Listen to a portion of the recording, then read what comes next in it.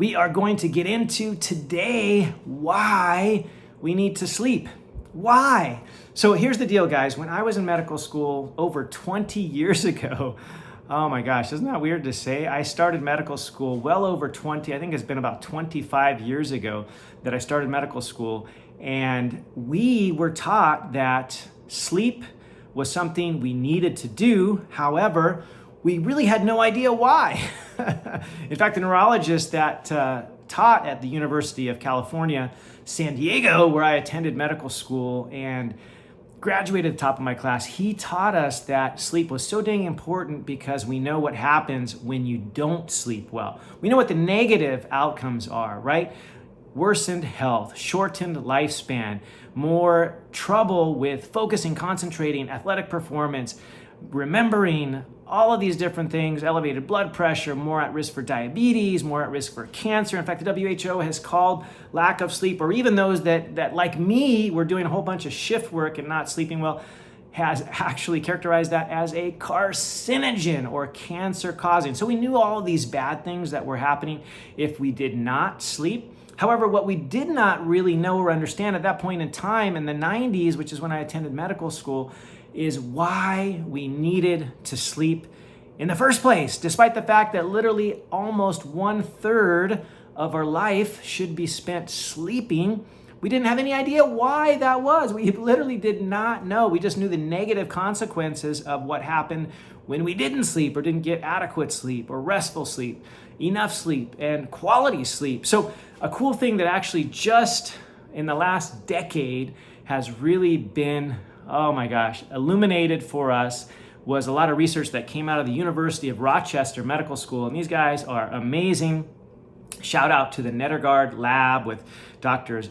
Jeffrey Iliff and Nedergaard, who have been working on this thing for decades now of why we need to sleep. And they've discovered this whole system in the brain that was unknown prior to their elucidation, bringing this to light. In about 2012 was the first that I see record of this by their lab or anywhere, this whole system in the brain called the glymphatic system. So kind of like the lymphatic system of the body that is the one that's responsible for sort of flushing out all those toxins, getting the fluids recycled, rejuvenated, refreshed, so we can be the best that we can be and get rid of all that bad stuff that we happen to be exposed to, dumping that and just getting us replenished, refreshed, rejuvenated. This lymphatic system of the body is also in the brain in the form of what's called the glymph with a G, glymphatic system. And this was discovered, elucidated, shown to us by the amazing work of those at the University of Rochester, first published in, I believe, 2012. And if you want to check them out, they can be found easily at the rochester.edu, the University of Rochester.edu, and check them out. Jeffrey Iliff did a video, I believe, on this on YouTube. I remember watching it several years back. And they did some cool experiments where they actually showed how this system lights up at night when we are sleeping to be able to flush the toxins, refresh that fluid that's in our brain. You've heard of this cerebral spinal fluid, it's kind of like analogous to the lymphatic fluid of the body. This fluid bathes the brain and all the important structures there. It circulates all day, 24/7, and it exposes the brain to both potential awesomeness, nutrients and all the things, as well as toxins and those bad proteins that build up that can be found in the later stages of things like Alzheimer's, dementia, Parkinson's, the tangled tau proteins, as well as the amyloid deposits, which we don't know if it's the chicken or the egg and what ends up. It's kind of a debate, right? But we know that these are associated with the presence of these illnesses. And the cool part is that this stuff can be both seen, recognized, and appreciated decades before these diseases come up. So we have time, guys. The time is today, the best time to start refreshing, rejuvenating, getting our brains healthy, and eliminating hopefully any chance of getting these horrible neurodegenerative conditions like Alzheimer's, dementia, other types of dementias as well as Parkinson's and things, is to start now today, because they've actually done research showing that these proteins like amyloid, like tau, they can actually be seen in the brain decades and decades ahead of any clinical manifestations of these illnesses. And so the time to clean up shop, right? To take out the trash, to refresh the system, to rejuvenate, to do the laundry is today. The time is now. And this is what I would classify as one of the most important features of why we need to sleep, because we need our brains refreshed and cleansed of all these toxins that they're exposed to on a daily basis. We need time to rejuvenate. We need the old cells to die off, get recycled, reused, the garbage thrown out, right? It's trash day in the brain every single day if we get appropriate sleep, because this system effectively does not work if we are not sleeping and if we are not sleeping well. This is according to that amazing work by Dr. Jeffrey Iliff and Nedergaard in the University of Rochester Medical Center labs, and it's amazing stuff. I hope you check it out. I'll put some links in the show notes. But what's really cool here is this is really sort of the rubber meets the road aspect of why we need to sleep. We know now we need to refresh, we need to rejuvenate the brain, we need to get rid of the trash, all of those toxins and chemicals and byproducts of metabolism and everyday life and things that we're exposed to. We need to have all that stuff flushed, right? You guys know this, but I literally experience this each and every day with 6 children, a family of 8. Like, if we don't take our trash out every day, I mean, guess what happens? It builds up and it gets messy, and we're in Hawaii at the moment and it's warm and humid, and you know what happens if you don't get rid of the trash in a warm, humid, moist place? You get some little friends. It's not awesome. So taking the trash out each and every day is super important, and we need to do this in our bodies through good, appropriate, restful, restorative, rejuvenative, refreshing sleep. So I think I've hit that one pretty hard. That's one of the top priorities in my mind. One of the top rationale and reasons to sleep is this. It's getting our brains the chance to clean up, refresh, rejuvenate, and it is expressed through this lymphatic system and the processes that you've heard of before called autophagy, right? That cellular cleanup process. Literally in Greek, it means self-eating, which just means that the old cells get sort of digested, broken down, and then recycled into the new cells, and the trash is thrown out. This is autophagy. This is happening hopefully each and every day in our bodies as we give ourselves a time away from chaos, right? All the stimulation, all the stuff that's happening, as well as these big triggers that don't allow it to happen. The 2 biggest triggers that block this process of autophagy are being active and not sleeping, or exposed to the lights and all the things of the day, whether it be blue light later in the evening or what have you. That kind of blocks the process because we can't sleep right if we're exposed to blue light in the throes of the evening. We're not going to be able to go to sleep well as our food, right? Our food and our light, whatever that may be, natural in the day, which is a good time to get out and exposed to light, or the blue lights at night, which is not so great a time. These 2 things can block the process of autophagy and good sleep. So we need to get these 2 things under control in our life, our exposure to light, and use them to represent what has been sort of a age-old proven strategy of the way we've always done things ancestrally, which is, if we can, be exposed to the daylight, natural light, the sun. Hopefully earlier in the day, the better. If we can get up early and get that natural light to hit our eyes, especially not wearing sunglasses, those couple first hours of the morning, being exposed to that red light to set our circadian or our biological clock early in the morning. This will help us get an amazing sleep at night, right? Who knew that your best, most restful sleep, the steps to that happen first thing in the morning, literally when you first get up. If you're exposed to that natural light, that red, amber type hue, right? Those wavelengths are super healthy. They're awesome. They're restful, helpful. And without the sunglasses, you don't want to have the sunglasses on when you're exposed to those early morning hours light, or the late evening at sunset. You have access to these same red wavelength light spectrum, which is super healthful for your body. It's free. You don't have to buy one of these fancy red light machines, although there may be certainly a use for them in certain things, certain times and whatnot. But why not get it for free? I'm all about access to things that we can all get without spending a dime here, which is amazing, healthful, beneficial. Red light therapy naturally from the sun, morning and evening, each and every day. What an awesome concept, right? It's awesome, it's free, it's beneficial. So starting your day with exposure to natural light could be the game changer. It could be one of the best things for you. And maybe it's something you're lacking at this point. You're not getting outdoors. It doesn't have to be long, it could be 5 minutes. Whatever you can work into your day, 5 or 10 minutes in those early morning hours to get that natural light to hit your eyes, right the back of the retina is where it needs to hit, which is, you open your eyes and that happens. But those posterior retinal ganglion cells send the message up to the brain. They're like, hey, set the clock, we're open, we got stuff to do, we got dreams to accomplish, all this awesomeness, starting the day out right with natural light. And in the evening, those lights should be kind of dimmed down, just like the sunset, right? It gets dim and then it gets dark, and we should mimic that trigger of light, that cue for our body. If we can get it in sync with the natural oscillations, vibrations, and the natural cycles, oh my gosh, we're gonna sleep so much better. All right, who's been camping out there or just allowed to spend some time in nature? I don't know about you, but if you have the opportunity and you can be out and breathe that fresh air, be exposed to the natural light, and be out in nature, I've had some of the best sleeps of my life. Now, granted, maybe this was before I was approaching 50 and I may not have needed a comfier mattress or whatever. Nowadays, if I'm doing the camping thing, I'm bringing a nicer mattress than what I used to. I used to have this less than 1 inch thick, probably a quarter or maybe a half, probably not a half, probably more like a quarter of an inch thick little foam thingy I would throw in my backpack and pack it around, roll it out and sleep on that thing. Like, I'm not sleeping on that anymore, man. I'm getting something a little bit more comfy. Why? Why? Because why not? Why not be comfy if we're out and enjoying the wild, enjoying the beauty? But restful sleeps are on hand. They're available. Hope you're getting some of that this summer. It's been amazing. It's been a little bit on the warm side, but at night it cools off. Everywhere you go in the world, it cools off at some point.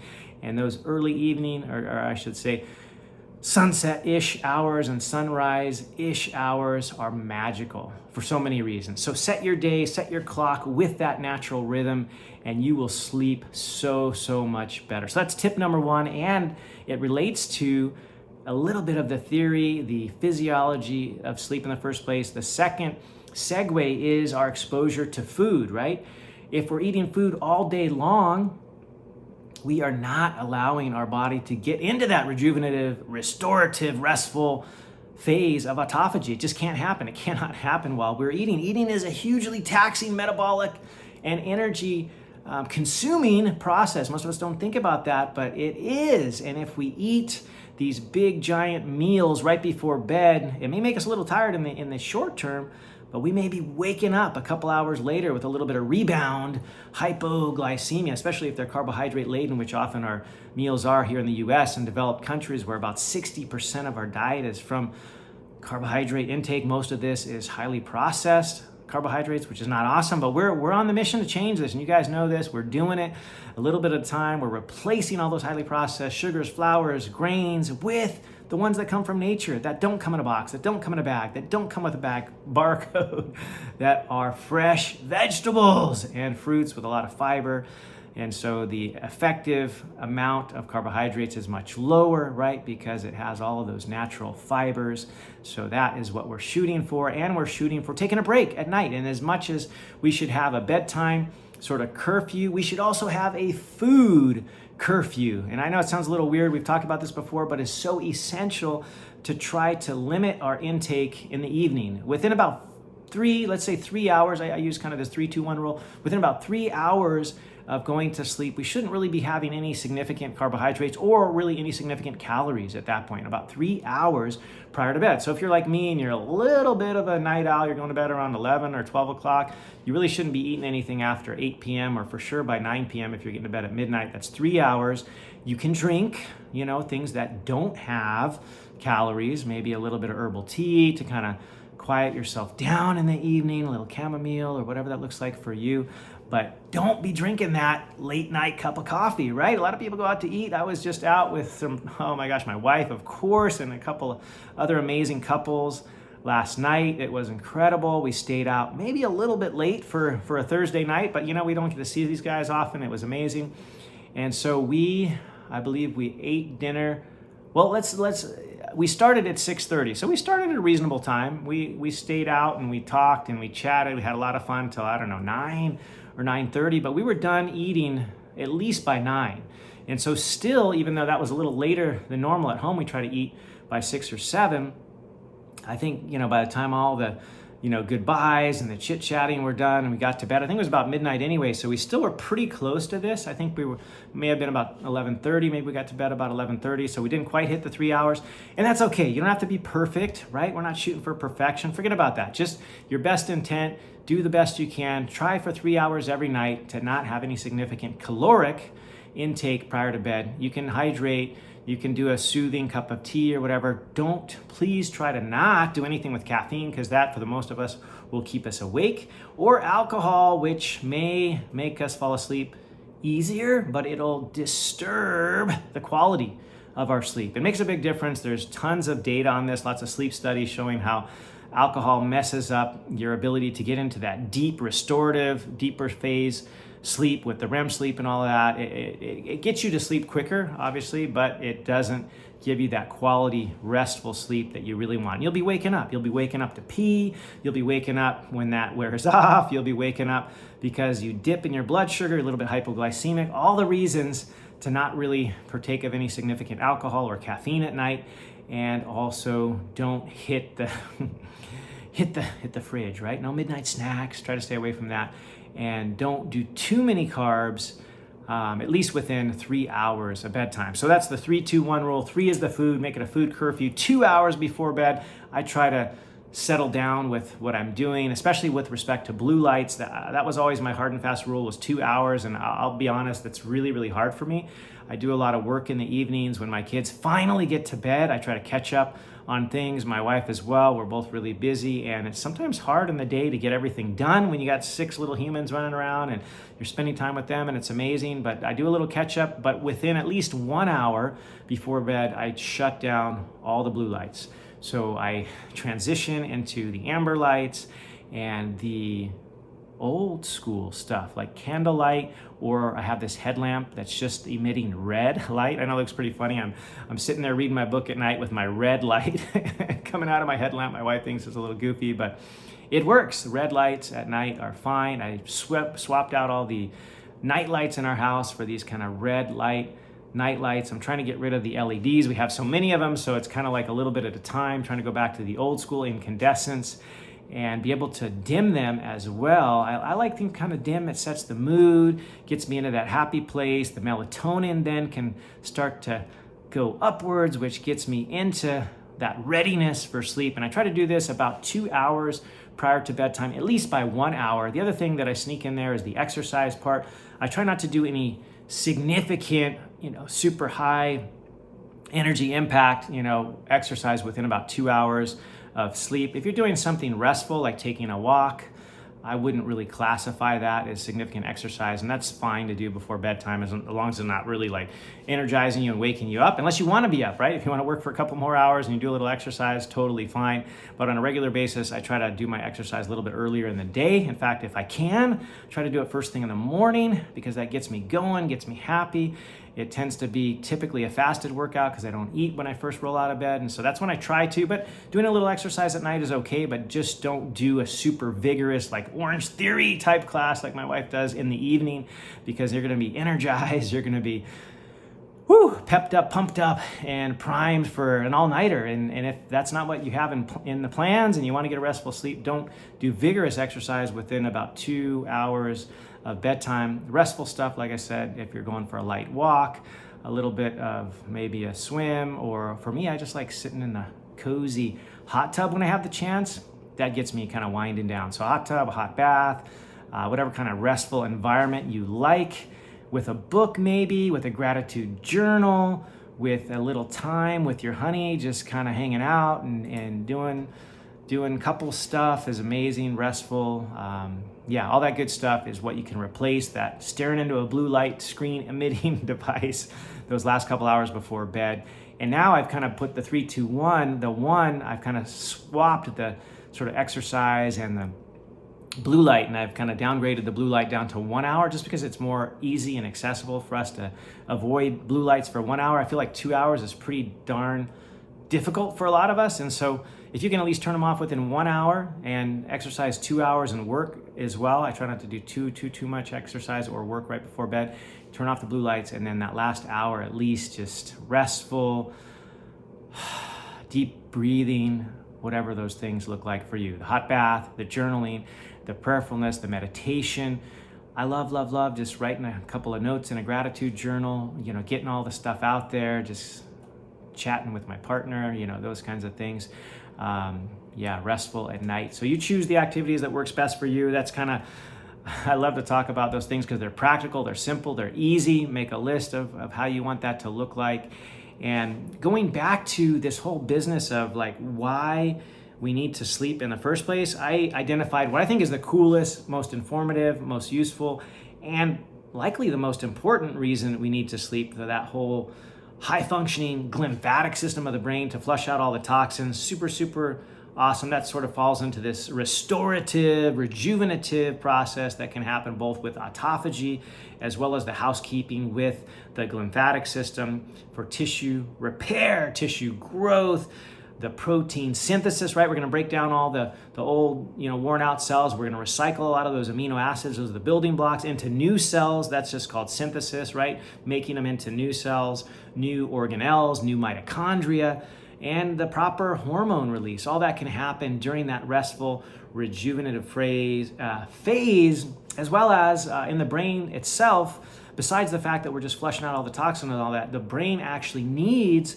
sleep for a lot of its purposes. One of them is memory, right? If you don't sleep enough or quality enough, you're gonna have a hard time with memory. That's one of the first things that goes, right? You guys have heard of this area of the brain called the amygdala, that sort of medial, that inner middle aspect of the brain, that area that's involved in memory. It really can't function well if we're not getting restful sleep. So for learning, establishing new memories, for being able to problem solve, have the creativity that we want, to be able to focus, to concentrate, have good, solid decision making, all of this gets enhanced, and restored during sleep.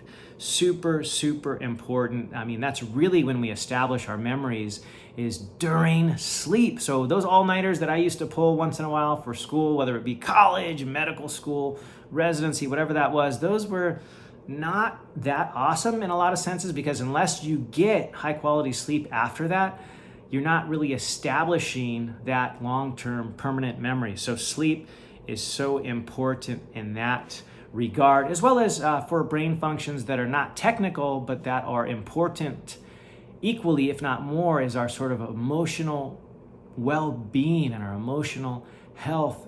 If we're not getting good sleep, we know that can certainly suffer. My wife mentions this to me all the time when I'm not getting adequate and appropriate sleep, which was for decades of my life before I appreciated and recognized this fact. I was of the generation where, I said, before The Cure had the song, I said, I'll sleep when I'm dead, right? This song came out in the 2000s and maybe 6 or 8, or I can't remember, but I was preaching the I'll sleep when I'm dead thing since I was maybe a teenager.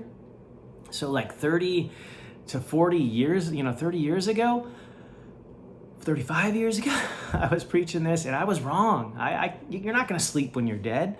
Like, you're probably going to move on and be doing other stuff, and you're not going to be sleeping in the sense. I really don't think so. But certainly, you're not going to make up for a sleep missed during your life. I mean, we can't use the mantra "we'll sleep when we're dead," because if we do, we're going to die sooner, right? We know that sleep, if not achieved, both the quantity and the quality, we're going to die sooner. That's all the stuff I talked about at the beginning of the podcast, right? It negatively impacts our health. But also, besides that, having that high quality, restful sleep will improve our day-to-day. The quality of our life, as is often said, I believe, by Tony Robbins, is the quality of our emotions. And to have good, solid emotional health, sleep is imperative, right? Because it involves those ever so important centers of the brain, like the amygdala, the hippocampus, the insula, the prefrontal cortex, the striatum. These are all areas involved in emotional, context, regulation, and just being able to enjoy our life,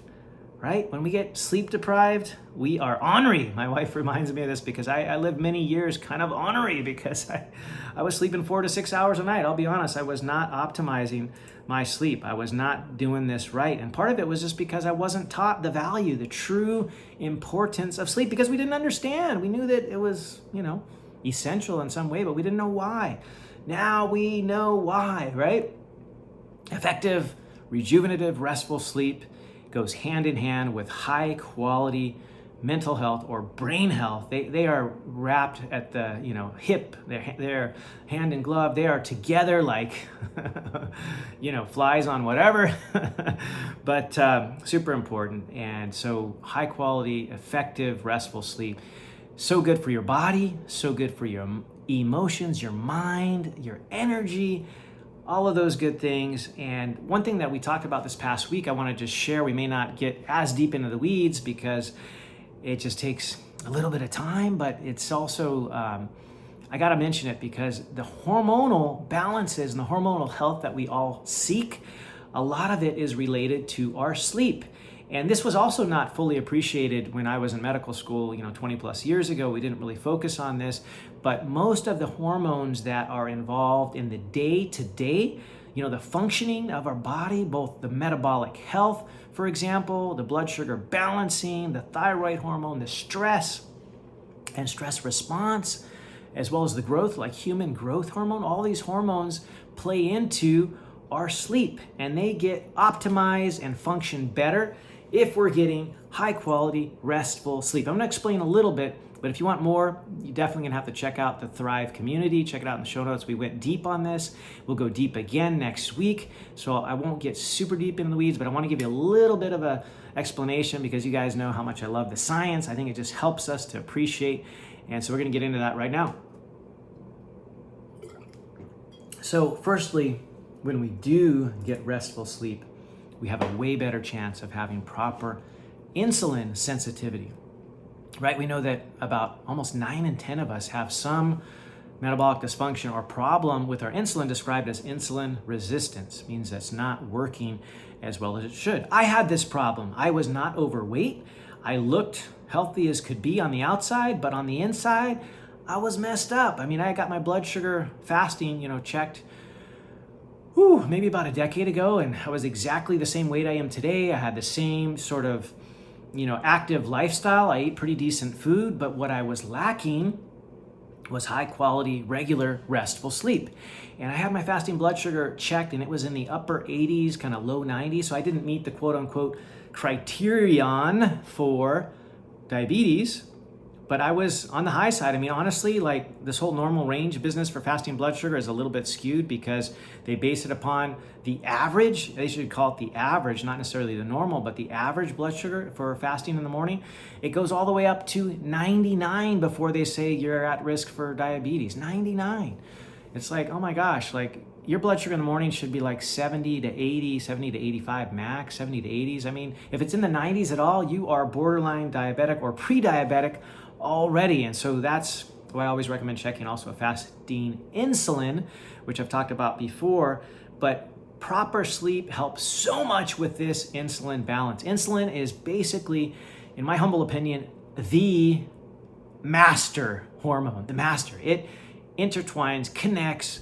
It is involved with just about every single hormone in the body, whether it be human growth hormone, which is better produced, optimized, and released if we get quality sleep, as well as the cortisol, which we want to be balanced. We don't want to go crazy and have way too much cortisol, that stress hormone all the time, because that will send us into an insulin resistant fashion. It spikes our blood sugar. And when we don't sleep well, cortisol goes up, the stress response goes up, our growth hormone goes down, we get the munchies, right? If you've ever done an all-nighter, what are you trying to do? You're trying to stay up and awake and you're kind of craving the junk foods and caffeines, and especially junk food. I know when I don't get good sleep, I'm looking for the candy cabinet that we no longer have because I crave the junk, and that's physiology. That's not you being weak. That's the hormone ghrelin. Ghrelin is the hunger hormone, and it gets out of whack and it goes up when we don't sleep well, as well as the other hormone that works against it called leptin, which is sort of that satiety hormone that tells us to stop eating.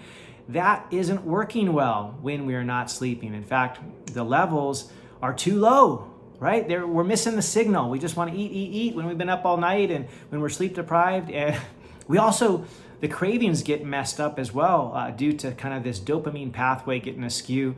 And it's all physiology, it's all science, it's well documented. And so when you don't sleep well, this can be shown in just as little as one night of decreased sleep, these hormones can get out of whack. Conversely, and I would say amazingly, the flip side of this is it also can get back into check pretty darn quickly as well. You get a couple of restful nights of sleep, you can get these hormones back in balance in no time. So as quickly as they can go awry and askew and just off the deep end, they can come back into alignment, get back in line and start behaving themselves normally. These things like thyroid hormone, the cortisols and the adrenal hormones, the growth hormone, the insulin, that master hormone, the leptin, the ghrelin, all of these important hormones that are involved in our day-to-day will be better optimized if we are sleeping well. So that will reduce our chances of getting either insulin resistance, type 2 diabetes, near diabetes, or hyperglycemia.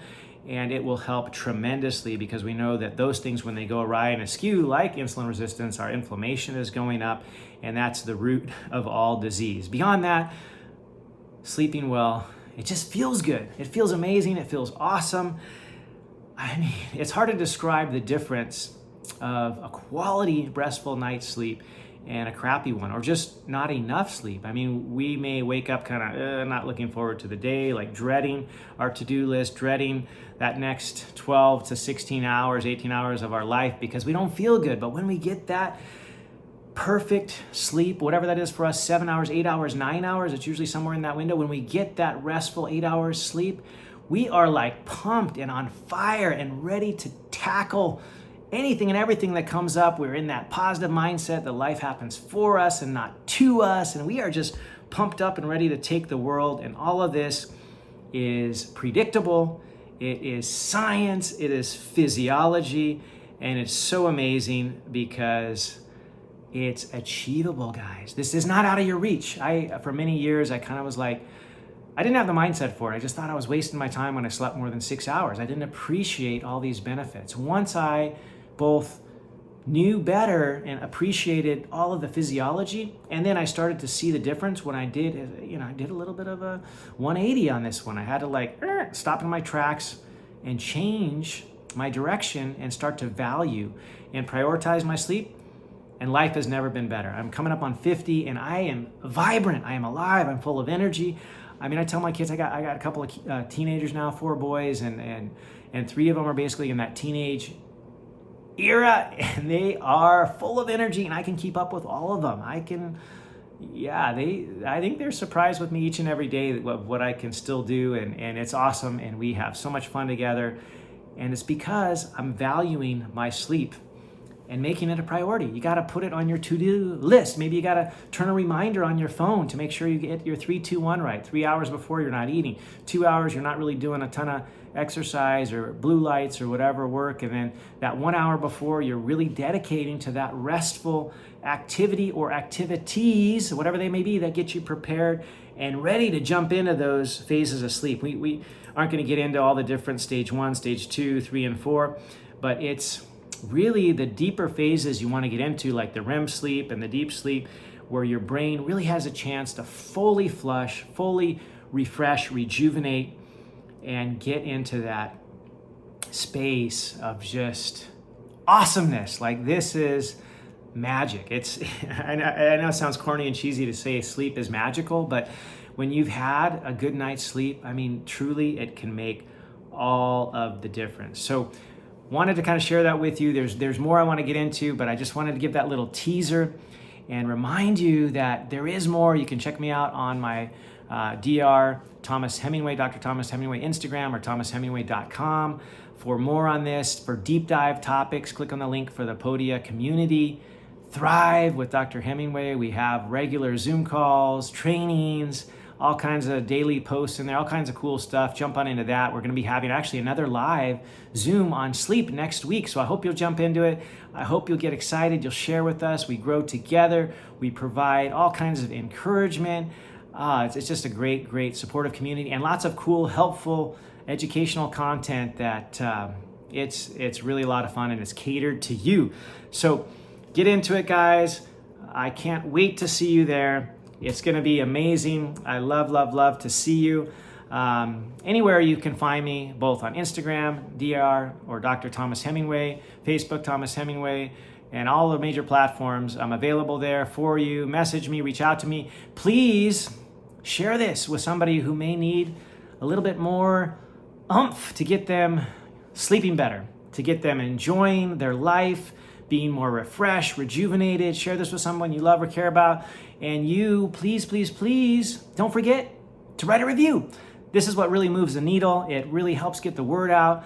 I love to see it. I read each and every one. I promise you, they are the reason that I keep doing this, and it just makes me smile. I'm smiling now. Hope all you can check me out as well on YouTube to see this amazingness. We are there. We are doing awesome, and it's because of you. So thank you. Can't wait until the next episode. Please also, like I mentioned, check out the Gutsy Health podcast. They're on Apple and all the major platforms. I was just on their show, released this week. I'm so grateful to them. It's been incredible to share with them and so many other podcasts this message of the modern medicine movement to get healthy naturally. Prevention over prescription, and knowing that this is in our power. We get to decide this. This is our thing. We are able to do this. It is under our control. So go conquer the world healthfully and happily. Until next time, Dr. Hemingway signing off with a big aloha. All right. See you next time.